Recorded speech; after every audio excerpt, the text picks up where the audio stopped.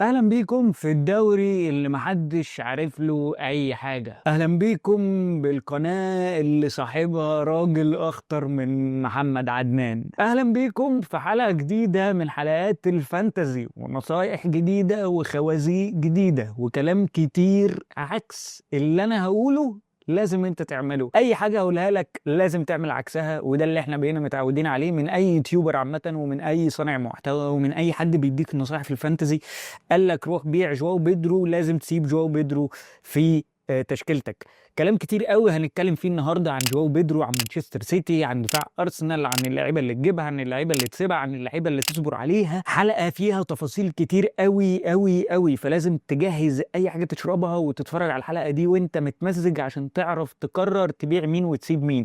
وقبل ما نبيع اي حد وتقرر انك تبيع اي حد، اصبر لحد يوم الخميس عشان في ماتشات في الدوريات الاوروبيه كلها زي ليفربول وريال مدريد، وماتشات زي تشيلسي ومانشستر سيتي اللي هيلاعب دورتموند. كل ده لازم تتقل عليه لحد ما تشوف علشان ما يحصلش اي اصابات. قبل ما ندخل في حلقه النهارده ما تنسوش تدعوا لاخواتنا في السودان، ربنا يصبرهم وان شاء الله ربنا يحميهم وربنا يعني يقف جنبهم. وبس كده، اشوفكم بعد الانترو.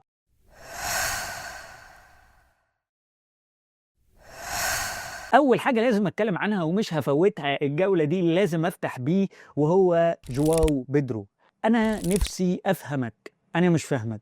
جواو بيدرو علامه استفهام كبيره جدا جدا جدا. الراجل فضل من الجوله الثالثه لحد الجوله العاشره بدون اي مساهمه، خوازيق، كله خوازيق، لحد ما الناس كلها قررت انها تبيعه. اكتر من 1.5 مليون لاعب، 1.5 مليون لاعب هو قرر يندمهم بعد ما باعوه. ومش بس كده، يعني مش جاب جون باي لك، لا مش بالحظ، هو جاب جون وضيع انفراد وضيع واحد تاني، فعنده 3 تجوال كان ممكن يخرج بيهم في الماتش ده. 3 اهداف، انت متخيل؟ 3 اهداف يندم يعني على الاقل ممكن يخرج له ب 18 20 نقطه في ماتش زي ده.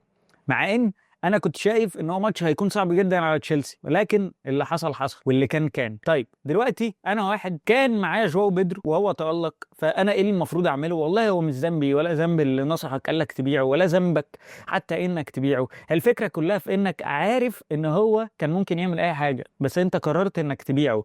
انت عارف ان هو هيمشي وهيروح يساعد شويه في الفريق ان هو يعمل حاجه، ولكن هو هيعمل ايه؟ يعني هيجيب 6 نقط 5 نقط مش حاجه. انما هو قرر ان هو يخرج ب9 نقط اعلى من ويلبك زي ماتيتا، اللي هو انت ما استفدتش اي حاجه لو انت رحت الماتيتا او ويلبك، وفي ناس راحت باعته وجابت فولتميد فهي خسرت 8 نقط. لكن الحقيقه انا مش فاهمه، انا مش عارف، وبصراحه انا زعلان جدا جدا جدا عن كل واحد. يعني هو شايف ان هو الغلط ان انا مثلا نصحته في ان هو يبيعه ولا حاجه، بعد كده هو راح باعه فرجع قال لي ان انا غلطان مثلا او ان انا المفروض امسح اللعبه. والله انا بكلمك في حته ارقام. انت عايز تمشي ورايا اهلا وسهلا، مش عايز تمشي ورايا وتعمل النصائح اللي انا بقولها لك براحتك. انا كده كده في الاول وفي الاخر بقول لك نصايح، وممكن تمشي وممكن لا. انا مش السيد البدوي يعني صباح الفل. ما انا قلت لك كابتن جبريل والكابتنه ظبطت، وقلت لك كابتن هالاند والكابتنه ظبطت، دول اول 2 انا كلمتك عنهم في اخر ريل على التيك توك. فانت اللي مش متابعني يا صاحبي، تابعني لحد الاخر وهتلاقيني بكلمك زي ما انا بخزوقك برضه في حاجات انا بعوضك فيها. فصباح الفل. ولحد دلوقتي انت ما عملتش سبسكرايب ولا لايك وبتاع، فروق عليا روق عليا، وان شاء الله الدنيا هتظبط والفانتزي هتظبط والرانك هيظبط والدنيا هتعلى وكل حاجه هتعلى. والله يا صباح الفل. اخيرا لو انا مش معايا جواو بيدرو راح اشتريه؟ لا. لو انا معايا جواو بيدرو اصبر عليه؟ اصبر، ولكن ما نبيعهوش. بس بمناسبه ان احنا دخلنا على تشيلسي، فخلينا ندخل في خط دفاع تشيلسي. اجيب اي حد من تشيلسي عموما؟ لا. ولا انزو ولا جواو بيدرو ولا دفاع تشيلسي عامه، مع انه خارج بكلين شيت، بس انا ما بفضلوش. انا مش حاسه يجي منه بعدين. هو اخره جوله جولتين وخلاص، وربنا يسترها من الكلام اللي انا بقوله. انا بقيت بقلق والله، بس يعني اهو الحمد لله ان شاء الله ربنا يسترها يعني معايا. بس يعني انا بقول اهو ان دفاع تشيلسي مش مطمن له. انا حاسه مش احسن حاجه كدفاع، ومش هيساهم بشكل كبير قوي زي دفاع ارسنال اللي ممكن نركز على 3 منه دلوقتي. بالنسبه لانزو فرنانديز، فاحنا بقى عندنا حمله كبيره قوي في خط النص، ودي انا هتكلم عنها في فقره تانية هي جايه في نفس الحلقه، عن ديكلان رايس او كايسيدو. ولكن خلينا نتكلم دلوقتي عن اللعيبه اللي تكرف لها للجوله ال11 ونرجع لفقراتنا الطبيعيه. اول لاعب معاك وهو قدوس من توتنهام.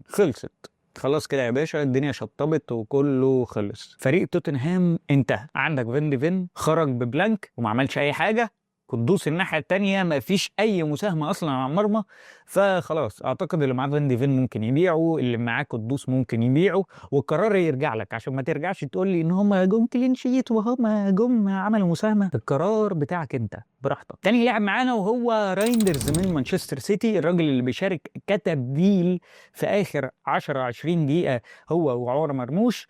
فانا شايف رغم ان هو ضيع كوره كانت ممكن تدخل جون ويعوض الناس اللي معاه يعني، ولكن انا شايف ان هو اصلا يعني حتى لو هو ب5 و7 مليون، لا انت ممكن تبيع حد في خط النص وتعلى لإلمان دياي.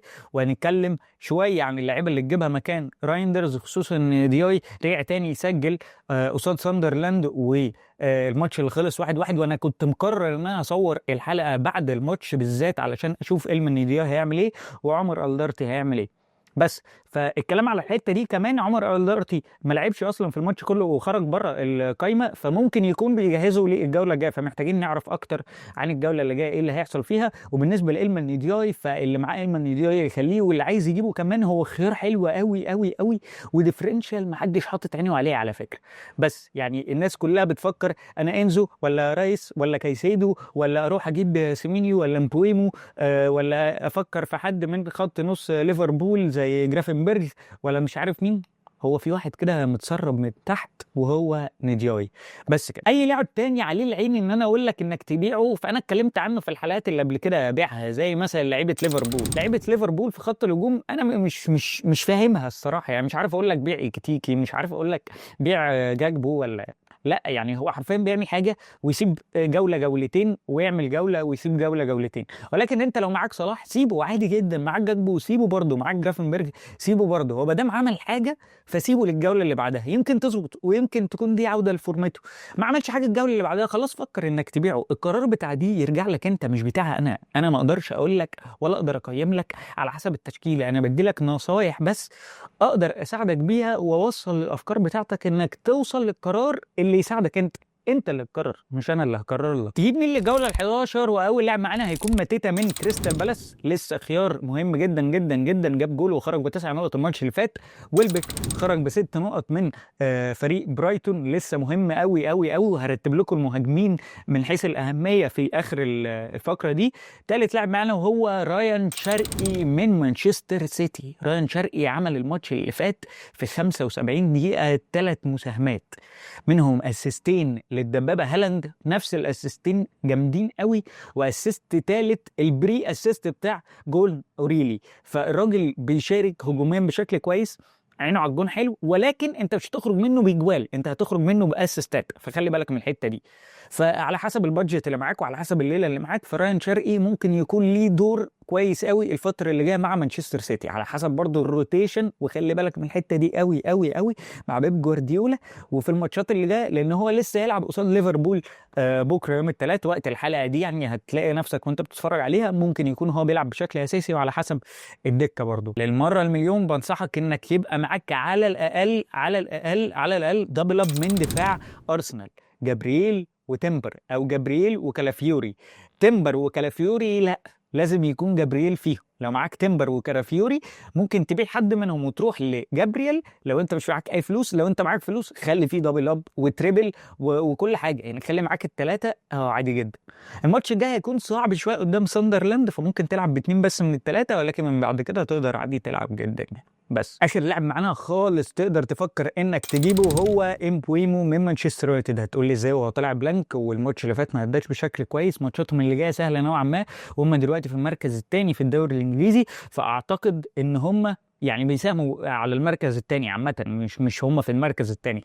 فاعتقد ان هم يعني فريق فاق نوعا ما شويه الفتره اللي فاتت، مش احسن اداء، ولكن السبوت كله على براين امبويمو. فانا شايف ان هو هيكون مؤثر بشكل كبير الفتره اللي جايه، فاللي لسه مش معاه براين امبويمو اللي لازم يفكر ان هو يشتريه طبعا. اخر لعيبه تفكر انك تجيبها ودي تتحط في فقره لوحدها، وهي اللعيبه اللي هي خط النص صرف، ارتكازات بقى، كايسيدو ولا ديكلان رايس ولا انزو فرنانديز ولا ندياي.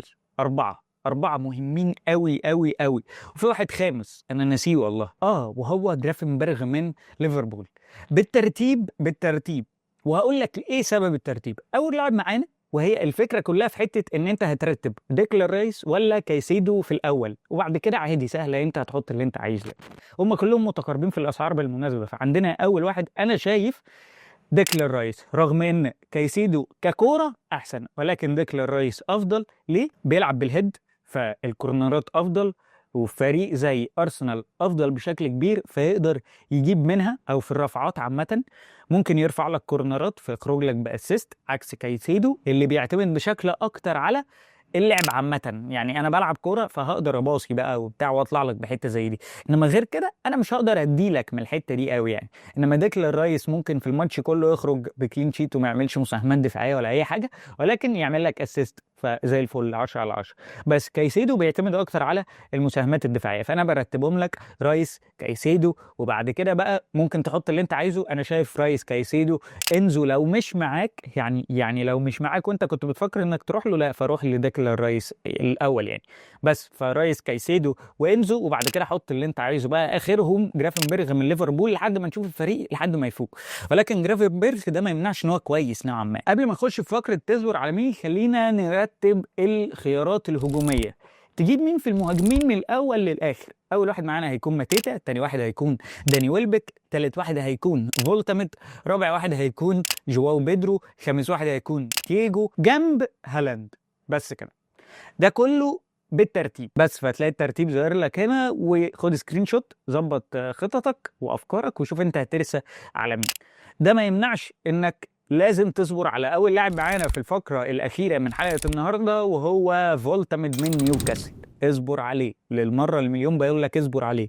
الفكره كلها ان هو ممكن يكون دوري ابطال اوروبا اداؤه بيتاثر، ولكن فولتاميد مهم جدا جدا جدا من نيوكاسل. اصبر على فولتاميد. تاني لاعب معانا تصبر عليه وهو جواو بيدرو من تشيلسي للاسف. تالت لاعب وهو من تشيلسي برضه هيكون انزو فرنانديز، وانا اتكلمت عن تشيلسي بالتفصيل فمش هحرق تاني. اخر لاعب معانا وهو جوكيريس من ارسنال. للاسف كل اللعيبه اللي انا قلت لك بيعها، وكل اللعيبه اليوتيوبرز كلهم قالوا بيعوها، وصناع المحتوى كلهم قالوا بيعوها، عملوا حاجه. فانا شايف انك تصبر على اللعيبه دي لحد ما نبدا الصوره توضح يعني قدامنا، ونبدا نقرر تبيع مين وتجيب مين بشكل واضح بقى قوي، وساعتها مش هنتخزوق، وده عمره ما هيحصل في الفانتزي. بس كده، دي كانت حلقه النهارده. لو عجبتك الحلقه اعمل لايك وشير وسبسكرايب وفعل الجرس، وتعالى على تيك توك اعمل فولو هناك، هتلاقي ريلز حلوه قوي بتنزل فيها خلاصه الخلاصه كده، وفيها شويه كلام حلو قوي يعني. ناس بتقول عليا ان انا محمد عدنان الفانتزي يعني. صباح الفل، اشوفك في حلقه جديده. كان معكم لينو من قناه لارا. سلام.